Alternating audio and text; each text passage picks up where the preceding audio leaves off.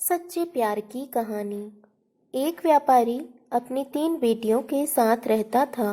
व्यापारी को अपनी तीनों बेटियों से प्यार था। एक दिन उसे किसी काम से दूसरे देश जाना था।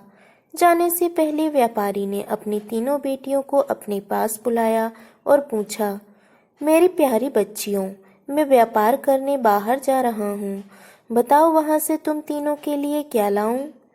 पहली बेटी ने सुंदर कपड़े और दूसरी बेटी ने गहने मंगवाए। तीसरी बेटी, जिसका नाम सुंदरी था, उसने अपने पिता से कहा कि वह उसके लिए एक गुलाब का फूल ले आए। व्यापारी ने अपनी तीनों बेटियों से उनके उपहार लाने का वादा किया और अपनी व्यापार करने के लिए निकल पड़ा। अपना काम खत्म करके व्यापारी जब अपने घर की ओर चला तो वह तूफान में फंस गया और रास्ते से भटक गया। बहुत कोशिशों के बाद भी वह अपने घर का रास्ता न ढूंढ सका। तब तक तो अंधेरा भी हो चुका था। तभी अचानक उसकी नज़र एक रोशनी पर पड़ी जो दूर एक महल से आ रही थी। व्यापारी ने सोचा शायद महल में उसे रात बिताने की जगह मिल जाए, इसलिए वह उस तरफ चल पड़ा। जब व्यापारी महल में पहुंचा तो महल में कोई भी नहीं था। उसने हर तरफ देखा लेकिन उसे महल में कोई नहीं मिला। आश्चर्य की बात थी कि खाने की मेज पर कई प्रकार के स्वादिष्ट व्यंजन रखे हुए थे, परंतु उन्हें खाने वाला कोई नहीं दिख रहा था।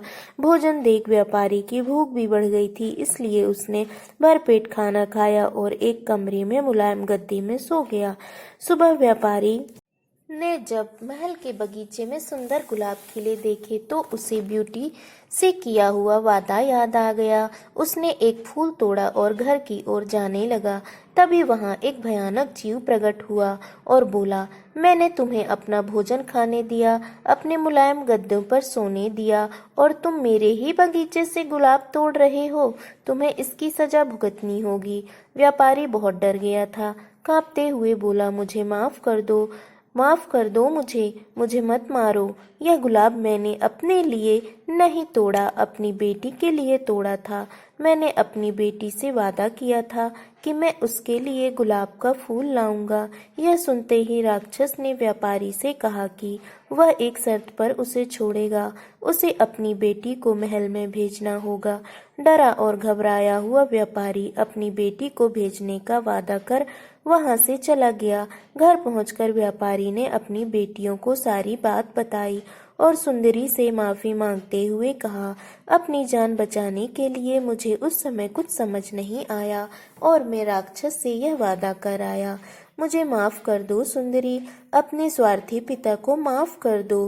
ब्यूटी सुंदरी ने अपने पिता को गले लगाते हुए तसल्ली दी, आप बिल्कुल परेशान ना हो पिताजी, मैं आपका किया हुआ वादा जरूर निभाऊंगी।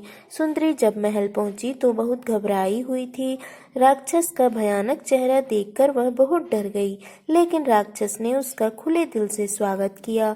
राक्षस ने उसे रहने के लिए अपने महल का सबसे अच्छा कमरा दिया और जब सुंदरी आग के सामने बैठकर कढ़ाई करती तब राक्षस उसके पास घंटों तक बैठा रहता और उसे निहारता रहता। धीरे धीरे दोनों एक दूसरे के साथ अच्छा लगने और वे दोनों अच्छे दोस्त बन गए। अब वह दोनों सारा सारा दिन एक दूसरे से बातें करते और खुश रहते। राक्षस को सुंदरी बहुत अच्छी लगती थी और वह उससे शादी करना चाहता था, लेकिन डरता था कि सुंदरी एक राक्षस से कभी शादी नहीं करना चाहेगी। बड़ी हिम्मत जुटाकर एक दिन उसने सुंदरी से अपने दिल की बात कहने का फैसला किया। जब वह ब्यूटी के पास पहुंचा तो देखा कि सुंदरी अपने पिता को याद करके बहुत उदास है। उससे सुंदरी की उदासी देखी नहीं गई और उसने सुंदरी को एक जादुई शीशा दिया जिससे वह अपने पिता को देख सके। सुंदरी बहुत खुश हुई, लेकिन जब उसने अपने पिता को देखा तो वह बहुत बीमार थे। यह देख सुंदरी ने राक्षस से अपने पिता से मिलने की इच्छा जताई। राक्षस ने उसे पिता से मिलने की इजाजत दे दी और 7 दिन में वापस आने को कहा। सुंदरी ने तय समय में आने का वादा किया और अपने घर चली गई। सुंदरी को सामने देख व्यापारी खुश हो गया और जैसे जैसे उसे पता चला कि राक्षस देखने में भले ही क्रूर हो लेकिन वह दिल का बहुत ही नेक और दयालु है, व्यापारी की सेहत और सुधरती गई। परिवार से मिलने की खुशी में 7 दिन दिन कब निकल गए सुंदरी को पता ही नहीं चला। एक दिन सुंदरी ने सपना देखा कि राक्षस की हालत बहुत खराब है और जल्दी ही वह मरने वाला है। अगले ही दिन वह महल वापस आ गई और उसने पाया कि राक्षस बगीचे में बेसुध पड़ा हुआ था, जैसे वह मर चुका हो। सुंदरी उसे देखते ही रो पड़ी। तुम मुझे छोड़ कर मत जाओ, मैं तुमसे बहुत प्यार करती हूँ और तुमसे शादी करना चाहती हूँ। मैं अपनी सारी जिंदगी तुम्हारे साथ बिताना चाहती हूँ। जैसे ही सुंदरी ने यह शब्द कहे, एक रोशनी ने राक्षस को ढक लिया और जब रोशनी गायब हुई तो भयानक और क्रूर दिखने वाला राक्षस एक खूबसूरत राजकुमार में बदल चुका था।